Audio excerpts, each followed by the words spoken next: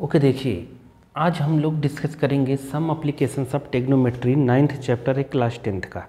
ठीक, बहुत ही easy chapter है। आप जो मैं कॉन्सेप्ट बताऊंगा उस पर बस ध्यान दीजिएगा। आप एक एक लाइन में सारे क्वेश्चंस कर सकते हैं। मैं शॉर्ट ट्रिक भी बता दूंगा, देखते ही क्वेश्चंस कैसे करना है। ठीक है, चलिए आगे चलते हैं हम। तो इसमें आपको लगेगा क्या क्या, तो पहले आप सभी trigonometrical ratio sine, cos, tan, ये तो पता ही होगा आपको, कोसेक और सेक, कॉट, ये 6 ट्रिग्नोमेट्रिकल रेशियो होते हैं। इनकी आपको पता होनी चाहिए 30 डिग्री की वैल्यू, 60 डिग्री की वैल्यू इस चैप्टर के लिए, और 45 डिग्री की वैल्यू पता होना चाहिए इन सभी का। ठीक है, और हमें क्या जानते हैं कि साइन, और क्या इसमें लग सकता है, साइन थीटा इक्वल टू होता है परपेंडिकुलर अपॉन हाइपोटेनस। तो इसका जस्ट रेसिप्रोकल होता है क्या, कोसेक थीटा। ठीक है, हाइपोटेनस अपॉन परपेंडिकुलर। आप जानते हैं इन दोनों में रिलेशन क्या होता होगा, sine theta equal to 1 by cosec theta, या कह लीजिए cosec theta equal to 1 by sine theta. ऐसे ही आपको पता होगा अगर, तो कॉस थीटा में क्या होता है, cos theta base upon hypotenuse. तो सेक थीटा क्या हो जाएगा, हाइपोटेनस अपॉन बेस।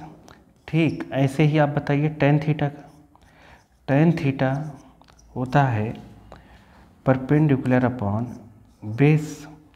तो कॉट थीटा इसका रेसिप्रोकल है, तो हो जाएगा बेस अपॉन परपेंडिकुलर। ये आपको पता रहना चाहिए। तो मोस्टली जो लगता है फार्मूला वो है ये वाला। ठीक है, tan theta equal to perpendicular upon base, cot theta equal to base upon perpendicular. ये सबसे ज़्यादा लगने वाला फार्मूला है 10th क्लास में। ठीक है, अब समझ गए ये। अब दूसरा और क्या अप्लीकेबल हो सकता है इसमें, और क्या लगेगा क्या नहीं, तो देखेंगे आप। अगर यहाँ पर कोई ऑब्जेक्ट ऊपर है, यहाँ पर कोई ऑब्जेक्ट है और कोई बंदा यहाँ पे खड़ा है, इस ऑब्जेक्ट को देखेगा, तो इसे हम कहते हैं लाइन ऑफ साइट। क्या कहते हैं, लाइन ऑफ साइट, देखने वाली लाइन। तो यहाँ से अगर एक हॉरिजॉन्टल लाइन ड्रॉ कर दें हम, तो हॉरिजॉन्टल लाइन से, ये हॉरिजॉन्टल लाइन है, तो जो हॉरिजॉन्टल लाइन से जो एंगल बनेगा, इस एंगल को हम कहते हैं एंगल ऑफ एलिवेशन। क्या, एलिवेशन, इसका नाम है एंगल ऑफ एलिवेशन। अब अगर समझ गए, अब अगर कोई बंदा ऊपर खड़ा है और यहाँ नीचे देख रहा है, तो जो हॉरिजॉन्टल से एंगल बनेगा ये थीटा, तो इसे हम कहेंगे एंगल ऑफ डिप्रेशन।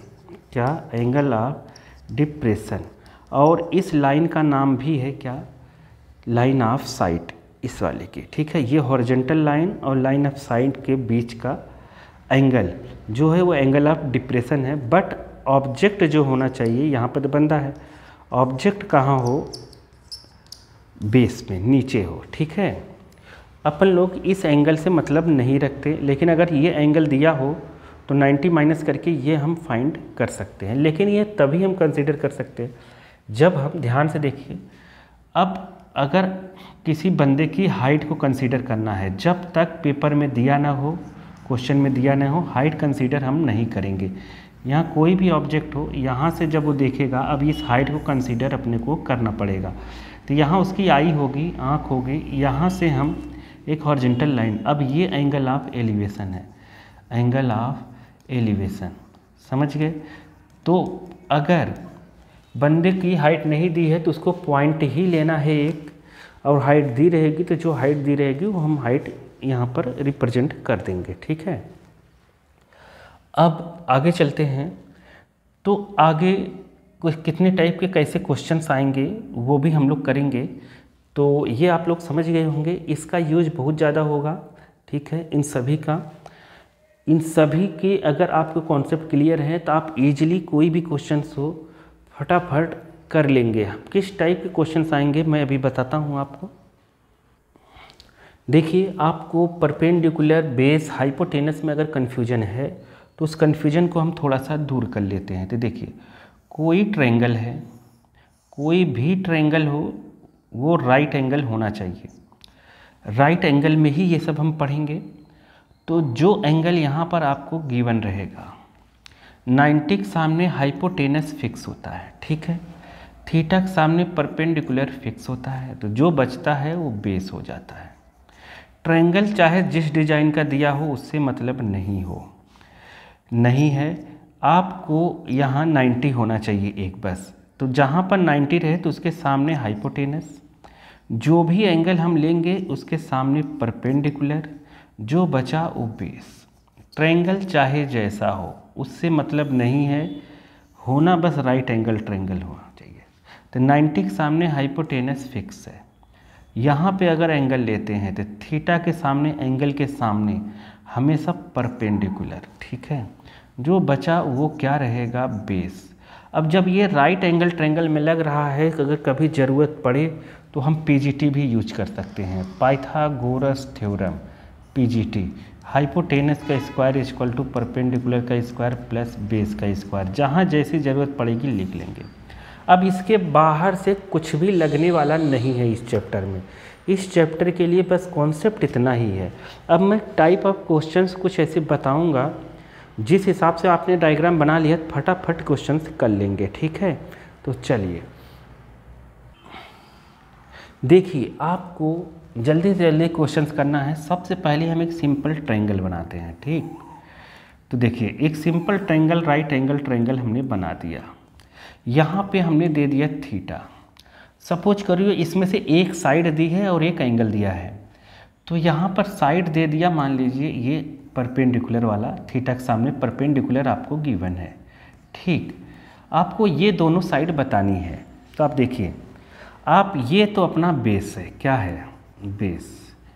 तो बेस किस फार्मूले में आता है, तो ये परपेंडिकुलर बेस किस फार्मूले में आता है, तो आप देखेंगे टेन और कॉट में आता है।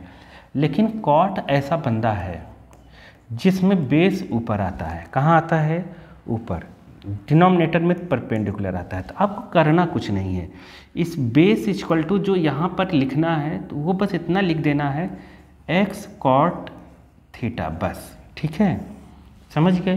तो इसकी लेंथ जो हुई, मान लीजिए ये ए है, बी है, सी है, तो ए बी की लेंथ एक्स कॉट थीटा हो गए।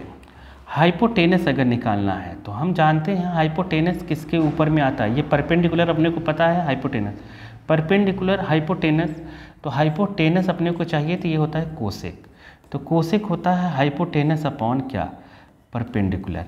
तो आपको करना कुछ नहीं है, तो यहाँ पर लिखना है क्या, आपके पास एक्स दिया है तो हाइपोटेनस बराबर लिख देना है डायरेक्ट। इसका आंसर आप पीजीटी से भी निकाल सकते हैं, इन दोनों के स्क्वायर का सम रूट कर देंगे तो ये हाइपोटेनस निकल जाएगा। या फिर आप ऐसे निकालिए, ये अगर नहीं पता है आपको तो आप डायरेक्ट ऐसे निकाल सकते हैं।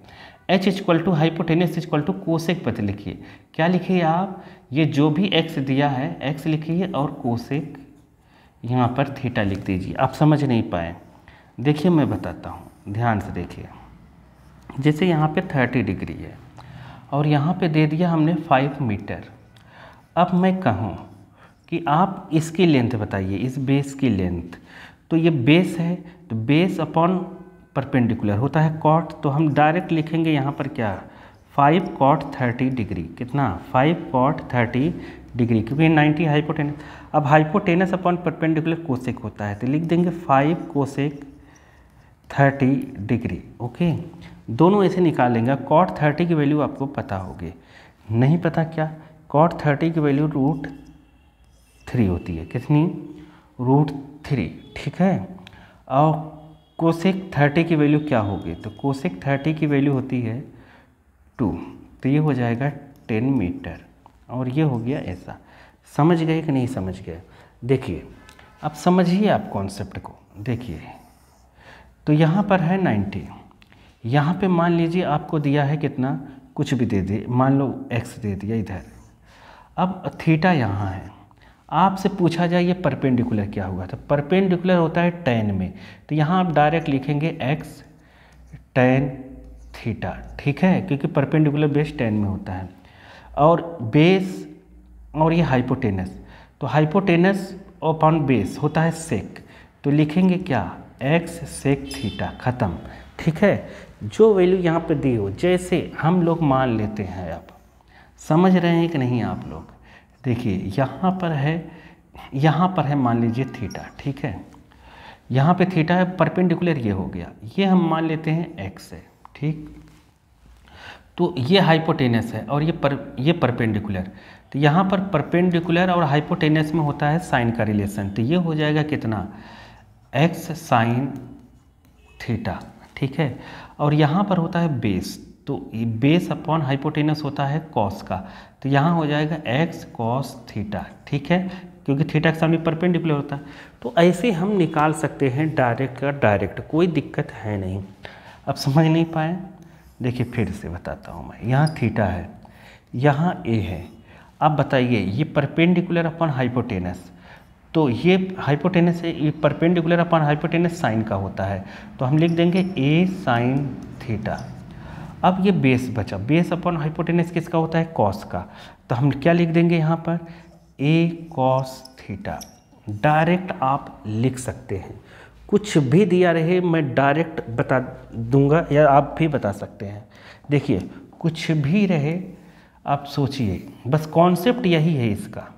यहाँ पे है 60 डिग्री, यहाँ पे है 10, ठीक है, अब आपको बताना है ये कितना होगा, तो थीटा के सामने परपेंडिकुलर हाइपोटेनस साइन हो गया, क्या हो गया, साइन 10 साइन 60 डिग्री। अगर ये बताना होता तो इसका क्या निकलता है, ये बेस अपॉन हाइपोटेनस, तो बेस अपॉन हाइपोटेनस होता है कॉस, तो 10 कॉस 60 डिग्री। बस अब यहाँ पर आप 10 साइन 60 डिग्री की वैल्यू रख दीजिए √3/2, और यहाँ पर क्या रखेंगे, cos 60 की वैल्यू, तो ये इससे कटेगा, यहाँ पर आ गया 5, तो इसका आंसर आएगा 5, और ये इससे कटेगा तो यहाँ आ जाएगा 5√2, कितना 5√2, ठीक है, ऐसा हो जाएगा। तो जैसी ज़रूरत होगी उस हिसाब से हम लोग उसको ट्रीट कर लेंगे, समझ गए कि नहीं, फिर से समझिए अगर नहीं समझ पाए तो। अभी हम लोग और क्वेश्चंस करेंगे और टाइप के, मतलब मैं बताऊंगा आपको। जैसे देखिए ये है आपके पास थीटा और आपको ये दिया है y, अब आप खुद बताइए, y नहीं सॉरी, हम दूसरा कोई नंबर लेते हैं, क्या लेते हैं, नंबर लेते हैं इसको हम, चलिए नंबर ले लेते हैं, तो यहाँ पर हम ले लेते हैं 45 डिग्री। तो 45 डिग्री कभी भी आ जाए, क्या 45 डिग्री, तो आपको डरने की ज़रूरत नहीं है। अगर ये 45 है तो ये भी पक्का 45 होगा, ये x है तो ये x होगा, ये होगा x√2, ख़त्म, ठीक। अगर 45 है तो कोई दिक्कत ही नहीं है।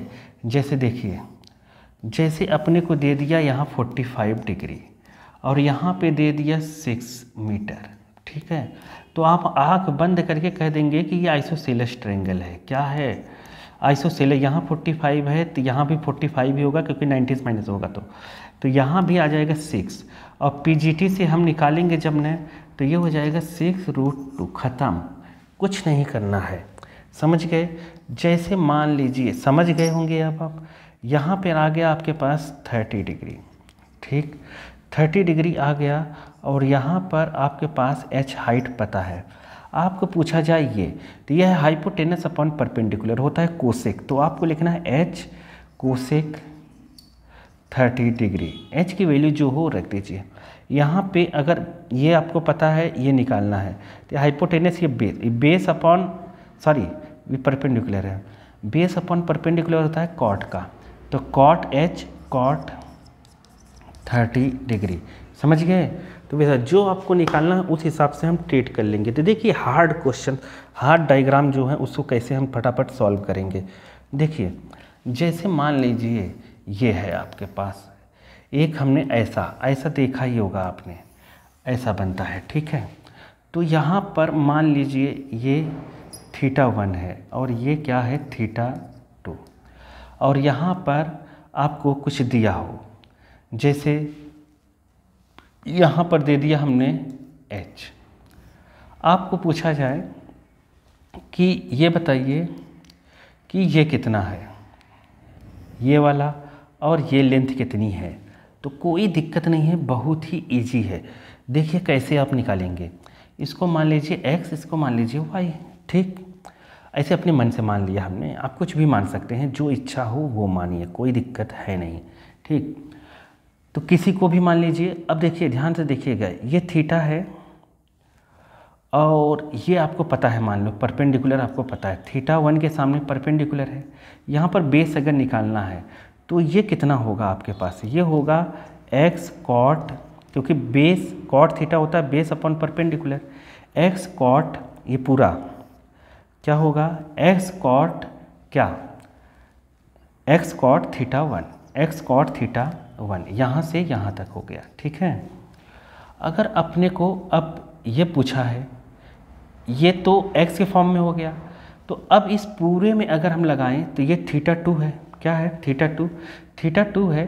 तो ये है परपेंडिकुलर और ये है आपके पास बेस, ये परपेंडिकुलर और ये बेस, तो दोनों में रिलेशन होता है ये tan theta 2 equal to perpendicular हो गया कितना आपके पास h प्लस x और बेस हो गया x कॉट थीटा 1।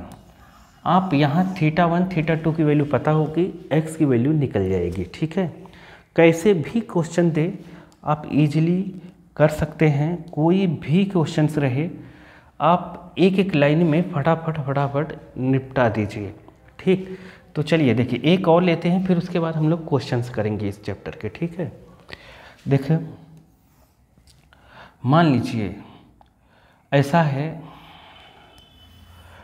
और यहाँ पर एक एंगल ऐसा बन रहा है, एक एंगल ऐसा बन रहा है, एलिवेशन, ये थीटा 1 है, ये थीटा 2 है, और यहाँ पर आपके पास h दिया है, तो आपको बताना है ये x एंड y आपको बताना है। तो कोई दिक्कत है नहीं बालक। देखो ये परपेंडिकुलर है, ये बेस है, अगर y निकालना है, आपके बेस निकालना है, तो हम क्या लिखेंगे, h कॉट थीटा 2, और यहाँ से यहाँ तक की डिस्टेंस थीटा 1 के लिए है, तो ये पूरा कितना है, ये पूरा होगा h कॉट थीटा 1, ठीक है, क्योंकि बेस कॉट होता है बेस अपॉन हाइपोटेनस, ये हो गया। अब इसमें इससे पूरे से ये माइनस कर दी, ये x निकल जाएगा आपका, तो है कुछ नहीं, यहाँ पे 90 डिग्री है। अब हम लोग जब क्वेश्चन से करेंगे ना, तो डायरेक्ट अब क्वेश्चन करेंगे। अब देखिएगा, अभी मैं एनसीईआरटी सभी क्वेश्चन कराता हूँ।